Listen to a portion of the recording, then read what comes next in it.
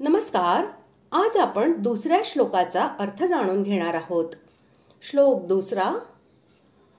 अधियज्ञ कथं कोत्र देहेस्मिन् मधुसूदन प्रयाणकाले च कथै ज्ञेयोऽसि नियतात्मभिः.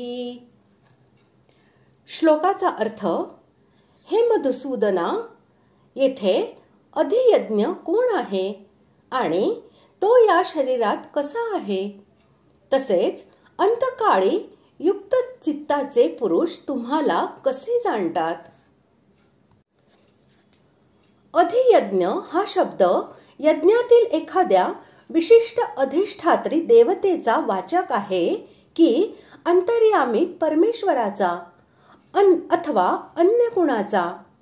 तसेच ते अधियज्ञ नामक तत्व मनुष्यादी सर्व प्राण्यांच्या शरीरात कशा प्रकारे राहते आणि त्याचे अधियज्ञ हे नाम का आहे, या सर्व गोष्टी जाणण्यासाठी अर्जुनाचा हा प्रश्न आहे.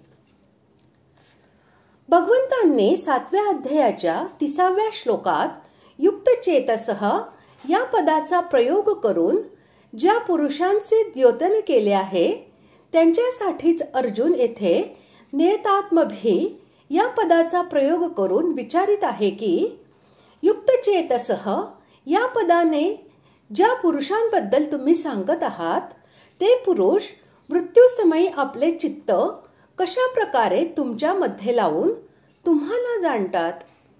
म्हणजे ते प्राणायाम, जप, चिंतन, ध्यान किंवा समाधी इत्यादी कोणत्या साधनाने तुमचे यथार्थ ज्ञान प्राप्त करून घेतात. ही गोष्ट जाणण्यासाठी अर्जुनाने हा प्रश्न विचारला आहे.